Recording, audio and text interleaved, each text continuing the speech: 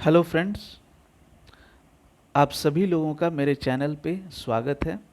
आज हम पढ़ेंगे chapter number 2, micro organisms friend and foe. Micro organisms को हम हिंदी में सूक्ष्म जीव कहते हैं। ये जो माइक्रो ऑर्गेनिजम्स हैं ये हमें सामान्य आँखों से नहीं दिखते हैं।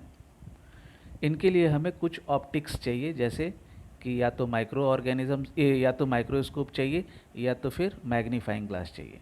तो ये मौजूद होते हैं प्रकृति में, और ये हमारे लिए मित्र का भी काम करते हैं और ये हमारे लिए शत्रु भी होते हैं। ये हमारे लिए मित्र का काम इसलिए करते हैं क्योंकि हम इनका उपयोग कई चीज़ें बनाने में करते हैं, और शत्रु का काम इसलिए करते हैं क्योंकि इनके कारण कई बीमारियां होती हैं। कई छोटी बीमारियां होती हैं, कई बड़ी बीमारियां होती हैं, असाध्य रोग होते हैं। तो हम इनके बारे में विस्तार से इस चैप्टर में हम पढ़ेंगे। तो चलिए स्टार्ट करते हैं। You have seen several kinds of plants and animals, however, there are other living organisms around us which we normally cannot see. These are called microorganisms or microbes. For example, you might have observed that during the rainy season, moist bread gets spoiled and its surface gets covered with grayish white patches. Observe the patches through magnifying glass. You will see tiny black rounded structures. Do you know what these structures are and where do these come from?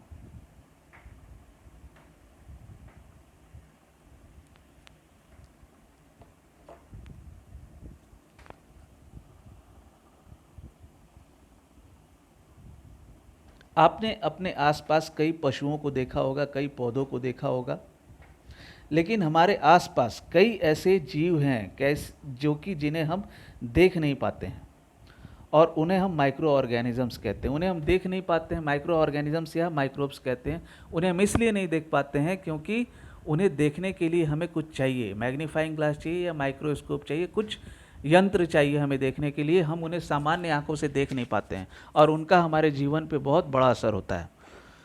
तो यहाँ पे एक उदाहरण दिया हुआ है bread का।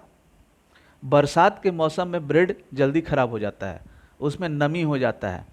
तो अगर आप देखेंगे तो ब्रेड के ऊपर जो है काले उजले कलर के धब्बे हो जाते हैं, और जब आप मैग्नीफाइंग ग्लास से देखेंगे इन धब्बों को तो आप गोला गोला, आप राउंड राउंड स्ट्रक्चर्स आप पाएंगे। तो ये जो राउंड राउंड स्ट्रक्चर्स हैं ये फंगस हैं, और ये जहाँ नमी होता है और गर्मी होता है वहाँ पे ये पनप जाते हैं। ये माइक्रो ऑर्गेनिजम्स, अब ये दो एक्टिविटीज़ है, एक्टिविटी 2.1 और एक्टिविटी 2.2। इसमें इन एक्टिविटीज़ को किया जाता है, किया गया है चेक करने के लिए माइक्रो ऑर्गेनिजम्स के मौजूदगी को, है ना, टाइनी ऑर्गेनिजम्स के मौजूदगी को मिट्टी और पानी में। तो पहला वाला एक्टिविटी में आपको क्या करना है कि मैदान से आप कुछ मिट्टी ले आइए और ला करके बीकर में डालिए, फिर उसमें पानी डालिए, पानी डाल करके थोड़ा देर इंतज़ार कीजिए। जब मिट्टी नीचे बैठ जाता है तो पानी की कुछ बूंदों को ले करके आप माइक्रोस्कोप से देखिए। आप माइक्रोस्कोप से देखेंगे तो आप उनमें माइक्रो ऑर्गेनिजम्स की मौजूदगी पाएंगे, आप उनमें छोटे छोटे जीवों की मौजूदगी पाएंगे। यहाँ पे दूसरा वाला एक्टिविटी आपको करना है, तालाब से पानी की कुछ बूंदें ले करके स्लाइड के ऊपर उसको फैला देना है और उसको माइक्रोस्कोप से देखना है। तो आप थोड़े छोटे छोटे माइक्रो ऑर्गेनिज्म का मूवमेंट आप पाएंगे। मतलब छोटे छोटे माइक्रो ऑर्गेनिज्म, क्या माइक्रो ऑर्गेनिज्म हो ही गया तो मतलब एकदम छोटा छोटा जीव, तो इनका मूवमेंट आप पाएंगे। तो do you find tiny organisms moving around, तो आप इन एक्टिविटीज़ को करने के बाद आप छोटे छोटे ऑर्गेनिजम्स को घूमते हुए आप पाएंगे। These observations show that water and soil are full of tiny organisms, though not all of them fall into the category of microbes. These microorganisms or microbes are so small in size that they cannot be seen with the unaided eye. Some of these, such as the fungus that grows on bread, can be seen with a magnifying glass. Others cannot be seen without the help of a microscope. That is why these are called microorganisms or microbes. चलिए, अब ये जो आप activities करेंगे तो इसमें आप इन activities को करने के बाद, इन प्रयोगों को आप करने के बाद आप पाएंगे कि मिट्टी में और पानी में छोटे छोटे जीवों की मौजूदगी होती है। छोटे छोटे कई जीव भरे पड़े होते हैं। अब इनमें से सारे जीव माइक्रोब्स की कैटेगरी में नहीं आते हैं, सारे जीव माइक्रो ऑर्गेनिजम्स के कैटेगरी में नहीं आते हैं। इनमें से वही जीव माइक्रो ऑर्गेनिजम्स को की कैटेगरी में आते हैं जिनको हम अनएडेड आई से नहीं देख पाते हैं, मतलब खाली सामान्य आंखों से जिनको हम नहीं देख पाते हैं। इनको देखने के लिए या तो मैग्नीफाइंग ग्लास चाहिए और या फिर माइक्रोस्कोप चाहिए। अब इनमें से कुछ है, जैसे कि फंगस है। फंगस जो कि ब्रेड के ऊपर उगता है उसको आप मैग्नीफाइंग ग्लास से देख पाते हैं, लेकिन जो दूसरे माइक्रो ऑर्गेनिजम्स हैं उनको देखने के लिए आपको माइक्रोस्कोप चाहिए। Microorganisms are classified into four major groups. These groups are bacteria, fungi, protozoa, and some algae.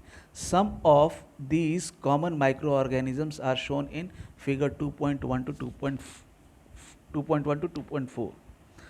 अब इन माइक्रो ऑर्गेनिजम्स को 4 भागों में बांटा गया है। पहला है बैक्टीरिया। बैक्टीरिया को हम हिंदी में कहते हैं जीवाणु। दूसरा है फंगी। फंगी को हम हिंदी में कवक कहते हैं। प्रोटोजोआ को हम प्रोटोजोआई कहते हैं और एल्गी को हम हिंदी में शैवाल कहते हैं। अब यहाँ पे आपको ये है, ये बैक्टीरिया हैं, ऊपर जो दोनों हैं बैक्टीरिया हैं, अलग अलग शेप के बैक्टीरिया हैं।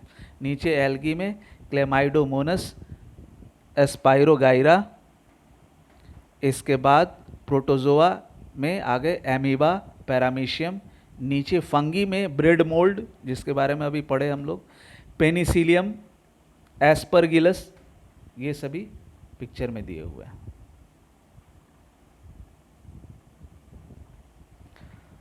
अब हम लोग पढ़ेंगे वायरसेस।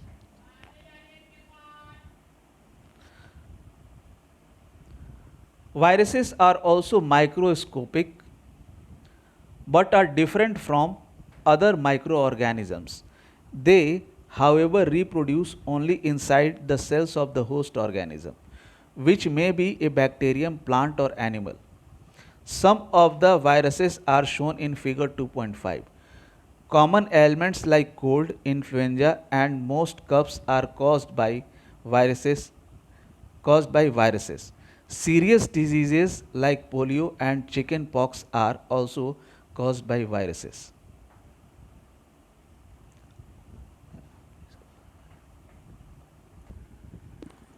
अब हम पढ़ेंगे वायरसेस। वायरस का प्लूरल वायरसेस होता है। ये भी माइक्रोस्कोपिक होता है, लेकिन ये दूसरे अन्य माइक्रो ऑर्गेनिज्म से ये अलग होते हैं। दूसरे माइक्रो ऑर्गेनिजम्स में मेटाबॉलिक एक्टिविटीज़, उनके अंदर में जो बॉडी फंक्शंस चलते हैं वो इनके अंदर में नहीं चलते हैं, इसलिए ये उनसे अलग होते हैं। ये होस्ट बॉडी में मल्टीप्लाई होते हैं। होस्ट बॉडी कहने का मतलब कि जो बॉडी इनको वेलकम करते हैं, जैसे बैक्टीरियम, प्लांट और एनिमल सेल, ये इनको वेलकम करते हैं और ये उसमें केवल मल्टीप्लाई करते हैं और कुछ नहीं होता है इनमें। ये केवल ऐड होते हैं, ना ग्रो होते हैं, ना इनके अंदर कोई दूसरा लाइफ एक्टिविटी होता है। कुछ सामान्य बीमारी जैसे जुकाम हो गया, इन्फ्लुएंजा हो गया और ज़्यादातर खांसी हो गया, ये वायरस से होते हैं। कुछ सीरियस बीमारियां होती हैं जैसे कि पोलियो हो गया, चिकन पॉक्स हो गया, ये भी वायरस से होता है।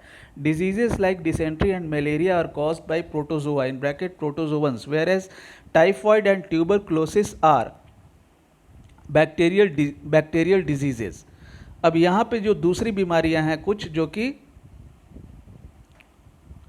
दूसरे माइक्रो ऑर्गेनिज्म से होते हैं, जैसे कि प्रोटोजोवंस। प्रोटोजोवंस से डिसेंट्री और मलेरिया होता है। प्रोटोजोआ का सिंगुलर प्रोटोजोवन होता है और प्रोटोजोवन को ही प्लूरल, प्रोटोजोवन का प्लूरल प्रोटोजोवंस होता है। तो प्रोटोजोआ और प्रोटोजोवंस में कोई अंतर नहीं है।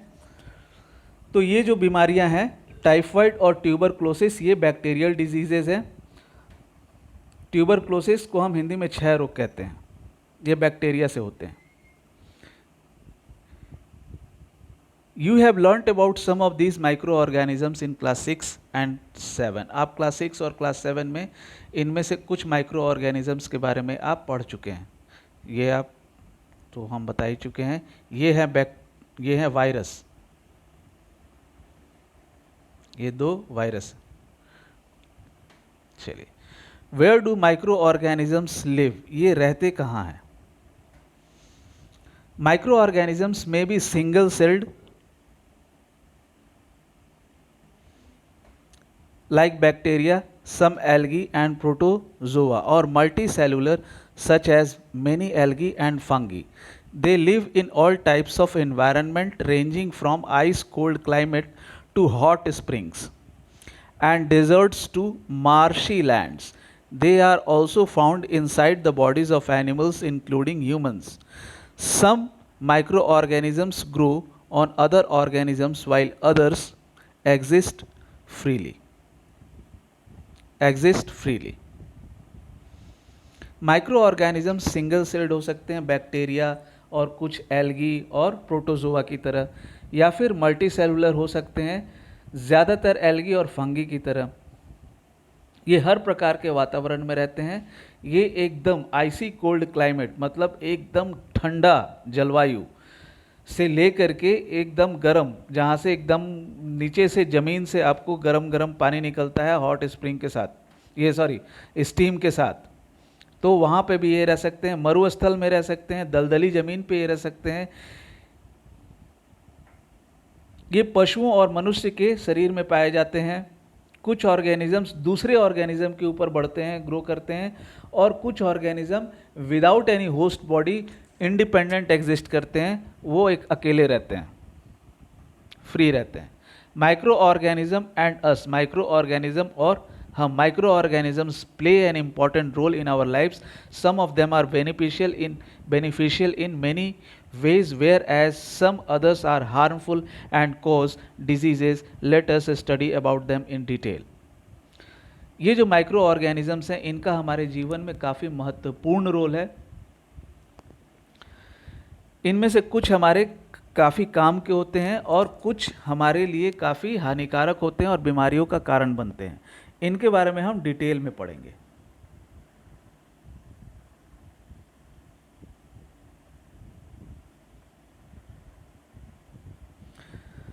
Friendly microorganisms. Microorganisms are used for various purposes. They are used in preparation of curd, bread and cake. Microorganisms have been used for the production of alcohol since ages.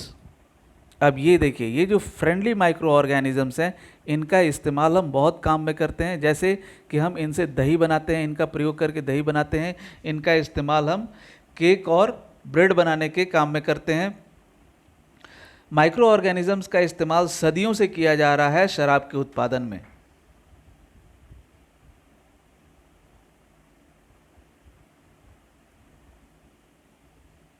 They are also used in cleaning up of the environment. For example, the organic wastes in bracket vegetable peels, remains of animals, faces, etc. are broken down into harmless and usable substances by bacteria. Recall that bacteria are also used in the preparation of medicines. In agriculture, they are used to increase soil fertility by fixing nitrogen. अब ये जो micro organism है, ये वातावरण को शुद्ध बनाने में इनका काफ़ी बड़ा योगदान होता है। उदाहरण के लिए, जितना भी आपको सड़ जाने वाले कुछ वेस्ट, सड़ जाने वाले जो भी वेस्ट्स हैं, जैसे कि सब्जी के छिलके हो गए, जानवरों के अवशेष हो गए, उनके गंदगी हो गई जैसे गोबर हो गया, तो इन सभी जो चीज़ें हैं, ये सारी जो सड़ जाने वाले जो चीज़ें हैं, इनको बैक्टीरिया डिकम्पोज करके हार्मलेस बना देता है और इसको काम का बना देता है। इसको इन्वायरमेंट को जो काम की चीज़ें हैं वो वापस लौटा देता है। आप याद कीजिए कि बैक्टीरिया का इस्तेमाल दवाइयों को बनाने में भी किया जाता है। कृषि में बैक्टीरिया का इस्तेमाल मिट्टी की उर्वरक शक्ति को बढ़ाने के लिए किया जाता है, उसमें नाइट्रोजन फिक्सिंग करके। तो नाइट्रोजन फिक्सिंग के लिए बैक्टीरिया का इस्तेमाल किया जाता है। नाइट्रोजन से नाइट्रोजन कंपाउंड बनाने में एक राइजोबियम बैक्टीरिया है जो कि हेल्प करता है। जब नाइट्रोजन कंपाउंड बन जाता है तो वाटर सोल्यूबल हो जाता है और फिर प्लांट उसको आसानी से एब्जॉर्ब कर लेता है। ऐसे हवा से डायरेक्ट पेड़ पौधे नाइट्रोजन को नहीं ले सकते हैं, जबकि नाइट्रोजन उनके लिए काफ़ी इम्पॉर्टेंट चीज़ है। Making of curd and bread. You have learnt in class 7 that milk is turned into curd by bacteria. आप क्लास 7 में पढ़ चुके हो कि दूध से दही बैक्टीरिया की मदद से बनाया जाता है। I saw that my mother added a little curd to warm milk to set curd for the next day. I wonder why. यहाँ पे पहेली चिंतित है एक बात के लिए, क्योंकि उसने एक चीज़ देखा। उसने क्या देखा? उसने अपनी मम्मी को थोड़ा सा दही हल्का गर्म दूध में मिलाते हुए देखा ताकि वो दूध अगले दिन दही बन जाए। अब ये चिंतित है कि ऐसा क्यों किया उसकी माँ ने। अब यहाँ पे पहेली के सवाल का जवाब मिल जाएगा। Curd contains several microorganisms. Of these, the bacterium Lactobacillus promotes the formation of curd. It multiplies in milk and converts it into curd. Bacteria are also involved in the making of cheese, pickles, and many other food items. An important ingredient of rava, in bracket suji, idlis, and bhaturas, is curd. Can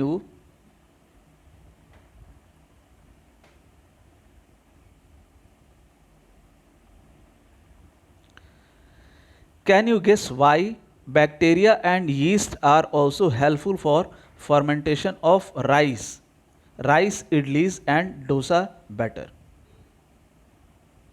चलिए,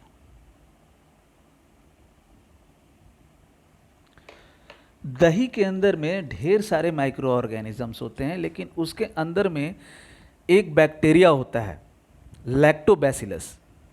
ये bacterium यहाँ लिखा है, bacteria का singular form है। तो ये जो लैक्टोबैसिलस बैक्टीरियम है, ये दही बनने को ये सपोर्ट करता है। मतलब इसके मदद से दूध दही में परिवर्तित हो जाता है। ये क्या होता है कि जब आप हल्का सा दही अगर आप दूध में, हल्का गर्म दूध में मिलाते हैं तो इस दही में क्या होता है कि ये लैक्टोबैसिलस बैक्टीरिया होता है और ये दही में मल्टीप्लाई होते चले जाता है। दूध के अंदर में लैक्टोस शुगर होता है और इस लैक्टोस शुगर को ये बैक्टीरिया लैक्टोबैसिलस लैक्टिक एसिड में कन्वर्ट कर देता है और ये जो लैक्टिक एसिड है ये दूध को दही बनाता है। बैक्टीरिया के इस्तेमाल करके चीज़ बनाया जाता है, अचार बनाया जाता है और दूसरे खाने की वस्तुएं बनाई जाती हैं। सूजी, इडली और भटूरा में दही को मिलाया जाता है। दही को मिलाने से वो मुलायम हो जाता है और स्पॉन्जी हो जाता है। बैक्टीरिया और ईस्ट का इस्तेमाल करके चावल का फर्मेंटेशन किया जाता है और इस फर्मेंटेड चावल से इडली और डोसा बनाया जाता है।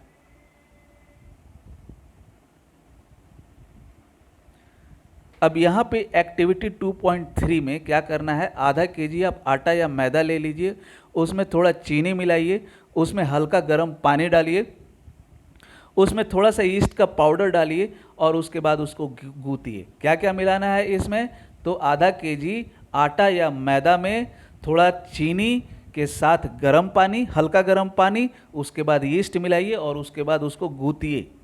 और जिस तरह से आटा हम गूंथते हैं पानी के साथ, उसी तरह से इसको भी गूंथ करके इसको मुलायम बनाइए। 2 घंटे के बाद आप देखिएगा, 2 घंटे तक ये फूलते फूलते पूरा फूल जाएगा। यहाँ पे सेकंड वाला आप देखिए। अब इसमें होता क्या है, east reproduces rapidly and produces carbon dioxide during respiration. अब इसमें ईस्ट तेजी से वो मतलब मल्टीप्लाई होते चले जाता है, बढ़ते चले जाता है और फिर रेस्पिरेशन के दौरान में वो कार्बन डाइऑक्साइड छोड़ता है।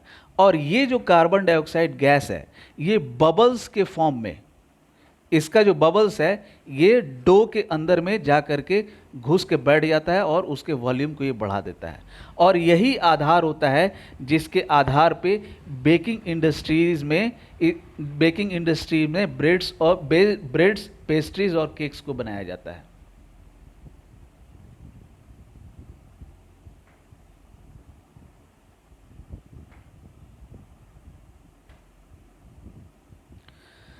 Commercial use of micro organisms, बड़े पैमाने पे माइक्रो ऑर्गेनिजम्स का इस्तेमाल, बड़े पैमाने पे कहने का मतलब उद्योग के पर्पज से, जिसमें कि बड़े पैमाने पे मुनाफा कमाया जा सके। तो micro organisms are used for the large scale production of alcohol, wine and acetic acid in bracket vinegar. Yeast is used for commercial production of alcohol and wine. For this purpose, yeast is grown on natural sugars present in grains like barley, wheat, rice, crushed fruit juices, etc. Micro organisms का इस्तेमाल बड़े पैमाने पे alcohol, wine और acetic acid के उत्पादन के लिए किया जाता है। ईस्ट का इस्तेमाल बड़े पैमाने पे अल्कोहल और वाइन बनाने के लिए किया जाता है।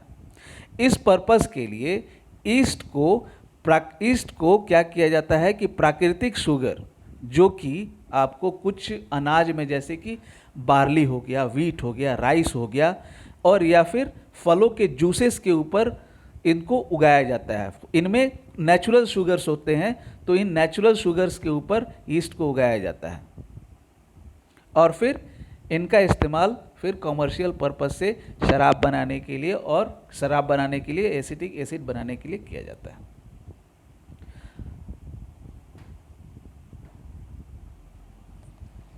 अब यहाँ पे एक्टिविटी 2.4 में आपको क्या करना है कि आधा लीटर मीन्स 500 मिलीलीटर पानी आपको ले लेना है, नहीं सॉरी, आधा लीटर का बीकर लेना है और उसमें 3/4 आपको पानी भर देना है। उसमें 2 से 3 चम्मच आप चीनी मिलाइए,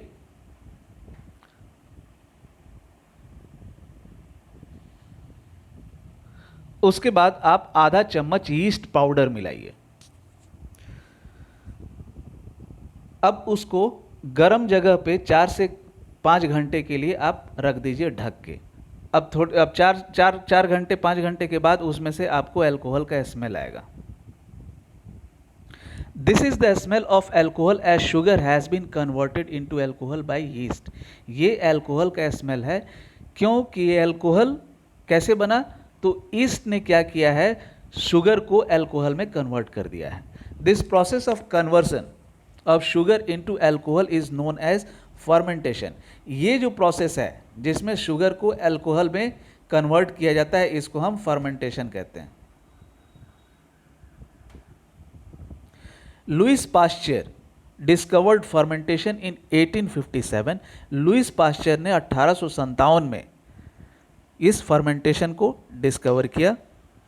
medicinal use of micro organisms. अब इनके जो इन माइक्रो ऑर्गेनिजम्स का हम दवाइयों को बनाने में किस तरह से इस्तेमाल करते हैं, दवाइयों के रूप में इनका हम कैसे इस्तेमाल करते हैं।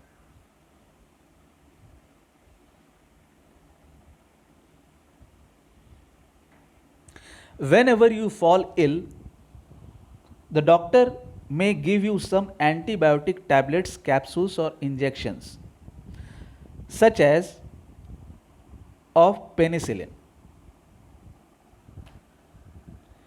The source of these medicines is microorganisms. These medicines kill or stop the growth of the disease causing microorganisms. Such medicines are called antibiotics. These days a number of antibiotics are being produced from bacteria and fungi. Streptomycin, tetracycline and erythromycin are some of the commonly known antibiotics which are made from fungi and bacteria. The antibiotics are manufactured by growing specific microorganisms and are used to cure a variety of diseases. चलिए इसमें क्या बता रहा है, जब भी हम बीमार पड़ते हैं तो डॉक्टर हमें क्या देते हैं, तो कुछ एंटीबायोटिक टैबलेट्स देते हैं, कैप्सूल्स देते हैं या फिर इंजेक्शंस देते हैं। इंजेक्शंस में जैसे कि पेनिसिलिन दे दिए, अब ये जो दवाइयाँ हैं इनका सोर्स माइक्रो ऑर्गेनिजम्स है। इन माइक्रो ऑर्गेनिजम्स का इस्तेमाल करके इन दवाइयों का उत्पादन किया जाता है। ये जो दवाइयाँ हैं ये क्या करते हैं कि ये जो बीमारियाँ पैदा करने वाले जो माइक्रो ऑर्गेनिजम्स हैं ये उनको मार देते हैं। इन दवाइयों को हम एंटीबायोटिक्स कहते हैं। आज के समय में बैक्टीरिया और फंगी का इस्तेमाल करके कई एंटीबायोटिक्स बनाए जा रहे हैं। यहाँ पे उदाहरण के लिए है स्ट्रेप्टोमाइसिन, टेट्रासाइक्लिन और एरिथ्रोमाइसिन। ये सभी कुछ एंटीबायोटिक्स हैं जो कि बैक्टीरिया और फंगी का इस्तेमाल करके इनको बनाया गया है।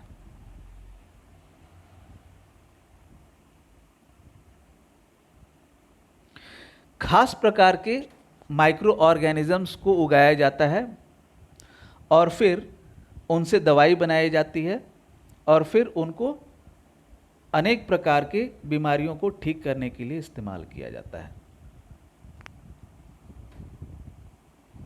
Antibiotics are even mixed with the feed of livestock and poultry to check microbial infection in animals. They are also used to control many plant diseases. अब ये जो अभी कोई जानवर बीमार होगा तो वो तो खुद से तो लेगा नहीं दवाई, उसको तो जो उसका पालने वाला है वो उसको दवाई देगा। तो वो कैसे दवाई देगा? तो एंटीबायोटिक्स को वो क्या करेगा, वो उसके खाने में मिला देगा। लाइव स्टॉक जैसे मवेशी हो गए या फिर किसी का पोल्ट्री है, मुर्गी फार्म है, तो वो जो उसको खाना देता है उस खाने में उसको मिला करके उसको दे देगा ताकि जो माइक्रोबियल इन्फेक्शन है, मतलब छोटे छोटे माइक्रो ऑर्गेनिज्म से रिलेटेड जो बीमारियां हैं वो उनको ना हो। They are also use to control many plant diseases. इन माइक्रो ऑर्गेनिजम्स का इस्तेमाल बहुत सारे पौधों में होने वाली बीमारियों को कंट्रोल करने के लिए भी किया जाता है।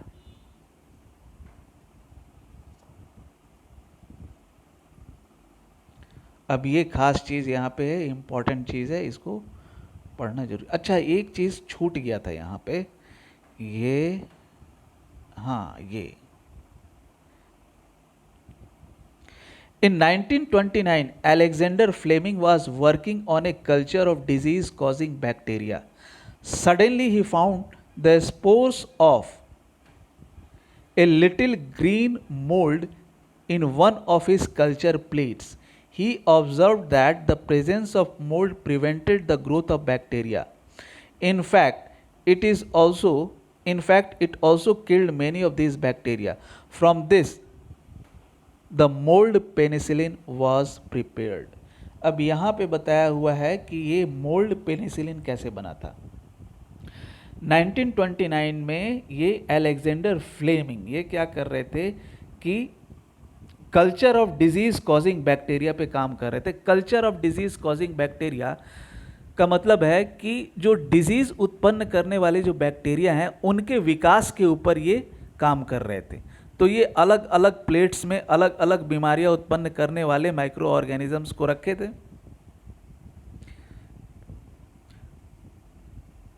तो अचानक से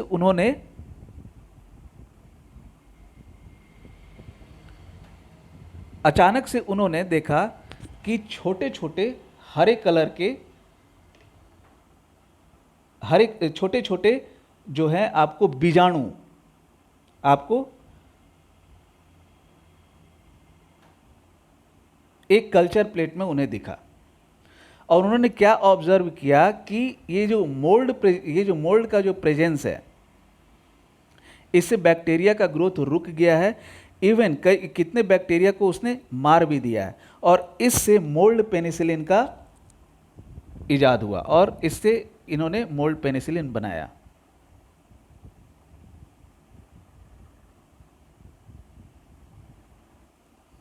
तो इसमें यही बताया गया है कि अलेक्जेंडर फ्लेमिंग ने कैसे पेनिसिलिन, मोल्ड पेनिसिलिन इन्होंने बनाया।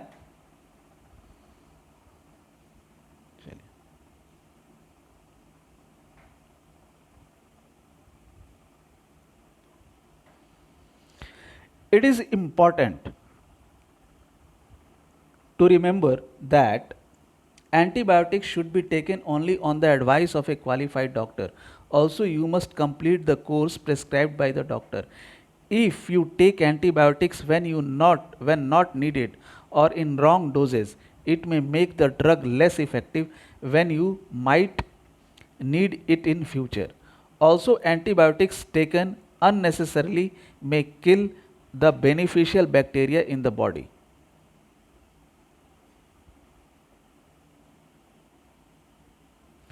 Antibiotics, however, are not effective against cold and flu as these are caused by viruses. हालांकि हम पढ़ चुके हैं कि ये कोल्ड और फ्लू वायरस से होता है, इसके ऊपर ये असरदार नहीं होता है. चलिए, यहाँ आपको एंटीबायोटिक्स के लिए कुछ सावधानी बरतना है. आपको ध्यान में रखना है कि ये एंटीबायोटिक्स आप एक क्वालिफाइड डॉक्टर के प्रेस्क्रिप्शन पे ही ले, ऐसे आप खुद से ना ले. आपको ध्यान में रखना है कि प्रेस्क्रिप्शन के बाद जब आप इसको लेना शुरू करें तो इसका पूरा कोर्स कंप्लीट करें. अगर आपने इसका गलत डोज लिया, अगर आपको इसका आवश्यकता नहीं है, अगर आपने इसको लिया तो क्या होगा कि बाद में जब आपको बीमारी होगी और जब बाद में आप इस एंटीबायोटिक को लेंगे तो इसका असर कम होगा. अननेसेसरी एंटीबायोटिक्स लेने से जो काम के जो बैक्टीरिया होते हैं बॉडी में वो मर जाते हैं. इसीलिए हाँ, और एंटीबायोटिक्स कोल्ड में, जुकाम में और फ्लू में इफ़ेक्टिव नहीं है, क्योंकि ये जो बीमारियां हैं कोल्ड और फ्लू ये वायरस से होते हैं.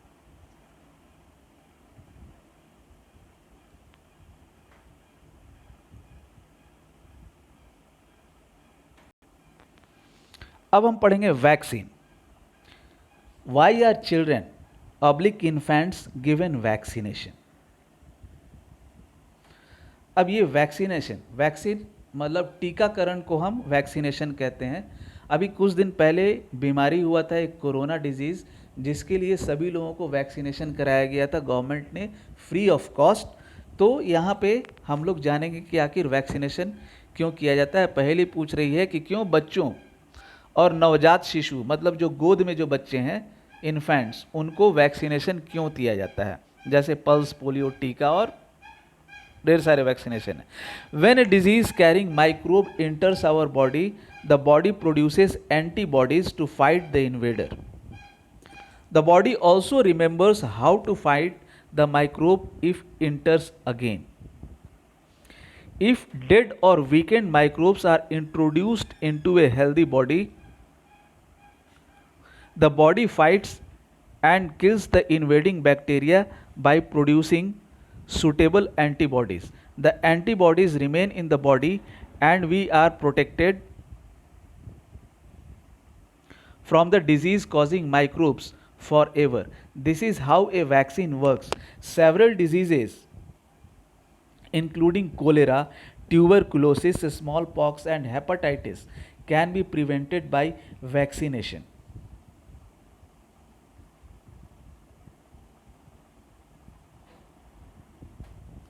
अब इसमें क्या बता रहा है कि जब भी कोई बीमारी पैदा करने वाला माइक्रोब हमारे बॉडी के अंदर में आता है तो हमारा बॉडी एंटीबॉडीज तैयार करता है. और ये एंटीबॉडीज़ क्या करता है कि इस माइक्रोब से लड़ता है. बीमारी वाला जो ये माइक्रोब है जो हमारे बॉडी के अंदर में आया है, उससे ये एंटीबॉडीज़ लड़ते हैं. अब ये जो लड़ते हैं तो कैसे लड़ना है ये इनको याद रहता है. तो अगर मरा हुआ या कमज़ोर माइक्रोब को अगर बॉडी के अंदर में, एक हेल्दी बॉडी के अंदर में डाला जाए तो बॉडी क्या करता है कि उससे फाइट करता है और जो बैक्टीरिया है उसको मार देता है बाय प्रोड्यूसिंग सुटेबल एंटीबॉडीज़ तैयार करके वो उसको मार देता है. एंटीबॉडीज़ बॉडी के अंदर में कई दिनों तक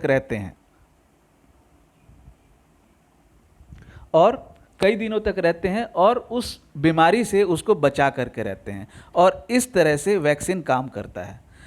कई प्रकार की बीमारियां जैसे कि कोलेरा हो गया, ट्यूबरक्लोसिस हो गया, स्मॉल पॉक्स हो गया, हेपेटाइटिस हो गया, ये वैक्सीनेशन से ये क्योर हुए हैं. Edward Jenner discovered the vaccine for small pox in 1798। Edward Jenner ने स्मॉल पॉक्स के लिए वैक्सीन इजाद किया था 1798 में।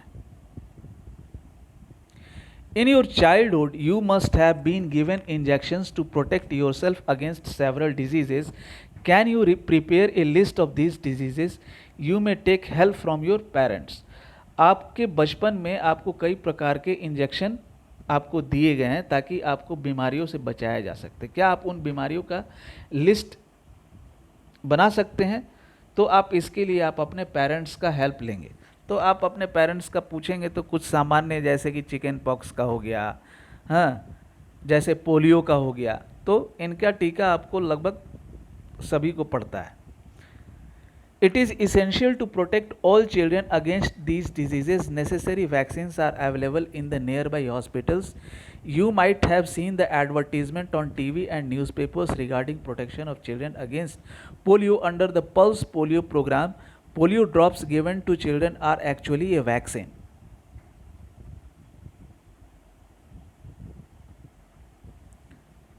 अब क्या है कि सारे बच्चों को इन बीमारियों से बचाना ज़रूरी होता है, इसीलिए इन बीमारियों से बचाने के लिए जो काम का जो वैक्सीन्स होता है वो आसपास के हॉस्पिटल्स में मौजूद रहता है। आप टीवी में एडवर्टीज़मेंट भी देखते होंगे, न्यूज़पेपर्स में भी एडवर्टीज़मेंट देखते होंगे, मतलब चिल्ड्रन के बच्चों का जो पल्स पोलियो का एडवर्टीज़मेंट देखते होंगे। पोलियो का जो टीकाकरण चलता है पल्स पोलियो प्रोग्राम के अंडर में, तो उसमें क्या होता है, छोटे बच्चों को पोलियो का ड्रॉप्स दिया जाता है और ये भी एक तरह का वैक्सीन है। A worldwide campaign against smallpox has finally led to its eradication from most parts of the world. अब ये वर्ल्ड वाइड पूरे दुनिया में ये कैंपेन चला था जिसमें कि स्मॉल पॉक्स का वैक्सीनेशन कराया गया और वैक्सीनेशन करा करके पूरा जड़ से स्मॉल पॉक्स को लगभग ख़त्म कर दिया गया सारी दुनिया से। These days vaccines are made on a large scale from microorganisms to protect humans and other animals from several diseases. अब आज के समय में इन वैक्सीन्स को इस्तेमाल किया जाता है, ये आज के समय में वैक्सीन्स बनाए जाते हैं बड़े पैमाने पे माइक्रो ऑर्गेनिजम्स का इस्तेमाल करके, ताकि मनुष्य को और दूसरे जानवरों को कई बीमारियों से बचाया जा सके। Increasing soil fertility, some bacteria are available to fix nitrogen from the atmosphere to enrich soil with nitrogen and increase its fertility. These microbes are commonly called biological nitrogen fixers. अब ये जो है आपको एक बैक्टीरिया है, rhizobium bacteria, ये क्या करता है कि एटमॉस्फेरिक नाइट्रोजन को सॉइल में फिक्स करता है और इससे क्या होता है कि मिट्टी के अंदर में जो नाइट्रोजन की उपलब्धता है वो बन जाती है और इससे मिट्टी की जो फर्टिलिटी है वो बढ़ जाती है और इसलिए इनको कहा जाता है बायोलॉजिकल नाइट्रोजन फिक्सर्स।